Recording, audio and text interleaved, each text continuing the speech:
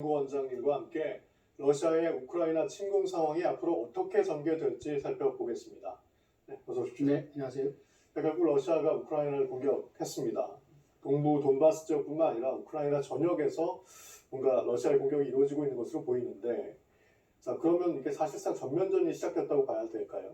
앞전에 유호성 기자께서 이제 우크라이나 대통령의 입장을 전해주셨는데요. 이 우크라이나 입장에서 이건 전면전이다 이렇게 말씀을 하셨고, 그러나 이제 오늘 지금 정오부터 한국 시간으로 정오부터 시작된 지금 러시아하고는 일방적인 어떤 군사 지금 작전이 전면전이라기보다는 전면전의 어떤 초입에 있는 거 아니냐 저는 그렇게 생각이 듭니다. 왜냐하면은 지금 러시아군이 일방적으로 지금 작전을 하고 있는 상황이고, 지금 우크라이나군은 대응을 못하고 있는 상황이지 않습니까? 그리고 특별히 오늘은 지금 첨단 고성능 미사일이랄지 이런 걸 통해 가지고 방공망을 지금 폭격을 하고, 또 해군과 공군의 어떤 주요 어떤 시설들을 파괴하는 그런 어떤 지금 작전이 우선적으로 돼 있고, 지상군은 사실상 좀 제대로 진입을 않은 것 같은 보도를 보고 있습니다. 그래서 아직은 초입 단계인 거 아니냐 이런 생각을 하고 있습니다.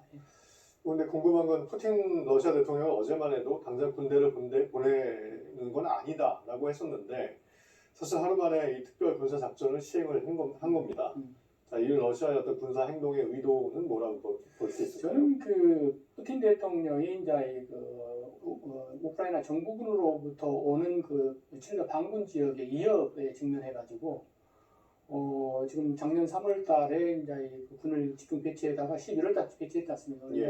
사실 바이든 행정부 들어서면서부터 미국과 우크라이나가 있어서 군사 협력이 강화되고, 더불어서 나토와의 관계가 이제 격상이 되면서 심각한 남북 위협을 느꼈던 것 같고, 그래서 이제 군을 파견해가지고 이 협상과 군사적인 압박을 통해가지고 문제를 해결하는 투트랙 어프로치를 진행을 해왔습니다만은, 그 과정에서 아시는 대로 이 두 개의 안전 보장 협정안을 미국과 나토에 제시를 했고, 또 그 나토와 미국 쪽으로 답변을 받았고, 또 이 러시아가 제 답변을 또 보내고, 그런 상황 속에서 미국 답변을 보면서 이게 협상을 통해서 해결된 문제가 아니구나 하는 그런 상황 속에서 이제 친러 브리지 세력들의 독립을 인정하고, 또 일종의 원조 군사 어떤 협정을 체결하고, 그리고 나서 평화유지를 파견한다는 그런 수순을 밟아오는 상황 속에서 오늘 사실 양국 외무장관에 있어서의 어떤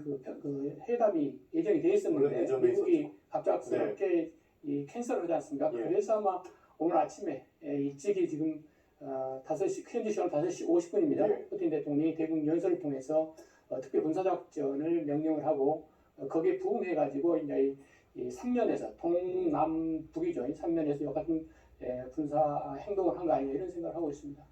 일단 미국 바이든 대통령도 강경합니다. 어쨌든 단호한 대응을 하겠다고 했는데, 그렇다면 미국도 군사적인 행동까지 할 수 있을까요? 일단은 우크라이나가 이 나토 회원국이 아니기 때문에 군사 행동을 최대한 자제할 것으로 보이고, 실제로 이 바이든 대통령이나 지금 스톨텐베르그 나토 사무총장도 군사 행동의 가능성을 이렇게 부인을 하고 있습니다. 그러나 군사 행동이 불가피하게 군사 개입 불가피하게 이루어질 수 있는 한 가지 가능성은 러시아군의 어떤 군사 작전 내지는 우크라이나군과의 군사 축돌에 의해서, 특히 대도시 지역에서 군사 충돌이 일어나고 그러면서 많은 인명살상이 이루어질 경우에 어떤 인도적인 어떤 차원에 있어서 군사 개입 가능성을 배제할 수는 없지만, 그것도 최소한의 어떤 그런 가능성이다 이런 생각이 듭니다. 왜냐하면은 만약에 러시아와 이제 나토군이 충돌하게 되면 이거는 유럽 전쟁화되고, 이거는 미국 본토까지 관련이 된 세계 전쟁화가 될 가능성이 많기 때문에 미국 정부에서는 가능한 한 외교 경제적인 압박 정책을 통해 가지고 문제를 해결하려고 하지 않겠나 이렇게 생각하고 있습니다. 말씀하신 경제적인 압박 정책, 결국은 경제적인 제재밖에 없겠는데, 자, 이런 어떤 국제사회의 제재 동참이 러시아의 어떤 군사 행동 어느 정도까지 막을 수 있을까요? 일단은 러시아가 목적하는 바를 달성하기 전까지는 큰 의미 없이 흘러가지 않겠나 생각이 드는데요. 아시는 대로 2014년 크림반도 합병 이후에 국제사회의 러시아에 대한 테러 제재가 부과되었고, 특히 미국과 이제 EU의 테러 제재가 지속적으로 계속되고 있는데, 예, 그러면서 러시아는 러시아대로 어떤 그 뭐랄까 이 수입 대체 산업을 육성을 하고 네. 또 첨단 산업을 육성한 여러 정책들을 지금 펴왔어요. 그리고 러시아는 이제 워낙 영토가 강하고 자원이 많이 생산되기 때문에 사실 자급자족이 가능한 국가입니다. 그래서 예. 버틸 수 있는 건 버티면서 러시아가 원하는 군사 작전의 어떤 목표를 달성할 때까지는 제재를 감내하는 하고 예, 그런 어떤 정책을 추진하지 않는 생각입니다. 그렇게 되면 결국 러시아와 미국 서방 간의 어떤 강대치가 계속 이어질 가능성이 좀 있어 보이는데 당분간은 그렇습니다. 예, 그러면 앞으로 말씀하셨듯이 외교적인 어떤 해결책 가능성에 대해서는 아주 어렵게 보나요? 뭐 당분간은 그 어떤 외교적인 해법이 보이지 않습니다. 예, 그럼에도 불구하고 뭐 유엔 차원에서 또 그리고 나토 차원에서 EU 차원에서 이렇게 압박 정책을 러시아에 대한 압박 정책을 계속할 것으로 보이고요.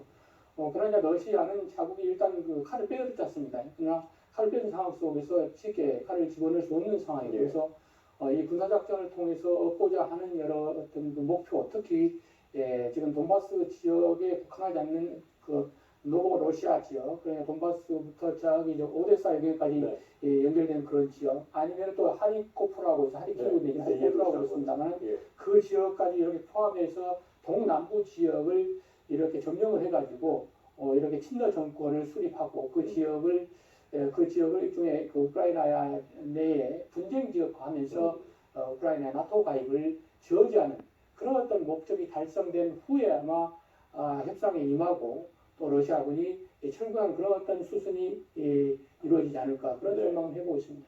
좀 더 지켜봐야 되겠네요. 네, 그렇습니다. 네, 지금까지 고진환 원장님이었습니다. 잘 들었습니다. 네, 고맙습니다.